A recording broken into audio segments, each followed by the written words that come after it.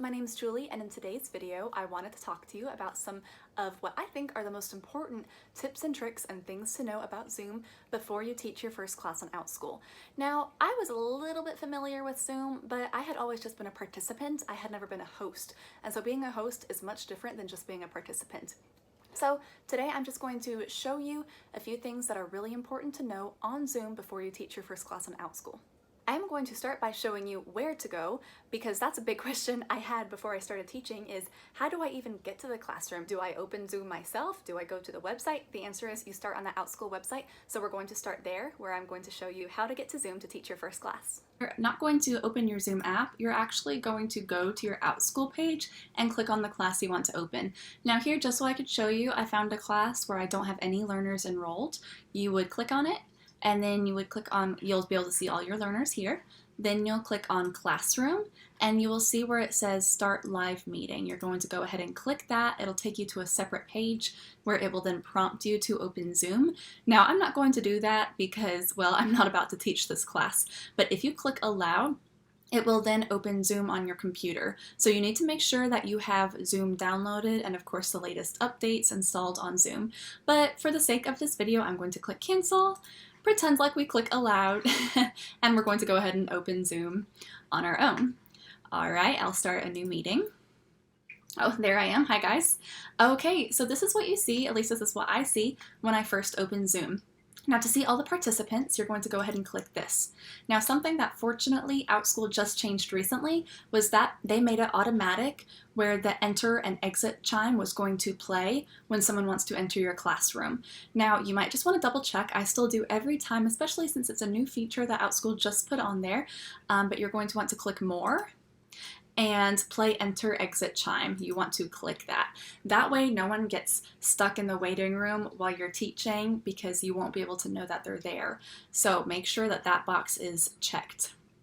Okay, now I want to show you how to find the invitation link and password. Just in case one of your students gets kicked out and can't really seem to get her way back in, you can go ahead and find the invite, password, and link and send that to them. So what you'll do is you'll click invite, and then I would click copy invite or copy invitation link. And let me just show you what it looks like when you copy that. How I'm going to show you is I'm going to go ahead and go to chat. All right, now I'm just going to go ahead and copy and paste this. I really could do this anywhere, but I just want to show you what it looks like here in Zoom. All right, you see I just copy pasted that and sent it. So there's the meeting ID and there's the password. All right, I'm going to go ahead and hide this chat just so we can see what it looks like typically. All right, so here's what it's going to look like and sound like when someone joins. Hopefully I got the password right. Okay, I'm going to join without video so you don't see a really unattractive side of my face. Okay, so that's what it sounds like and looks like when someone's about to answer. You'll go ahead and click admit. All right. Now, what I typically like to do is click gallery view. That's so everyone has an equal square space, if you will, on the screen. Okay, now if someone joins and their name says their parent's name or their iPhone, then I might want to go ahead and change that just so I know who they are. So you're going to go ahead and click these little three dots here, and you can click rename, and I can type this, or I can type anything I want. There we go, just so I know their name. All right, now something really important that I wanted to show you, because I did not do this for my first 2 weeks of teaching Outschool, and I really wish I had done this before, was I could not see my students' names unless they were talking. Then their names would show up. So here's how you show their names at all times. You're going to go ahead and click Zoom again down here, and then you're going to click, for me it's my initials up here in the top right, and then somewhere where it says settings.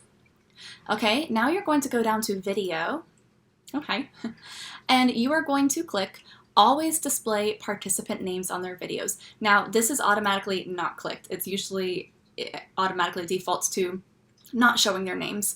And so for the longest time, I would take a little napkin. Honestly, I can show you my napkins that I have here of so many students' names that I would write down, and I would write down their age so I could try to match them up with the right kid. But that's really horrible. So just go ahead and click this, always display participant names on their videos, and that way you can always see their names even if they're not talking.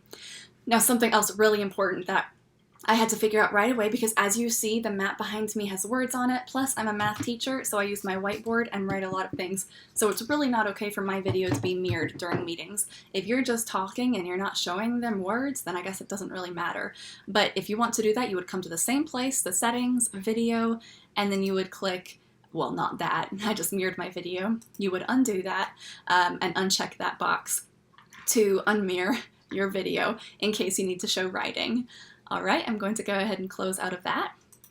All right, now something I wanted to tell you guys because I've made this mistake before and it was absolutely horrible.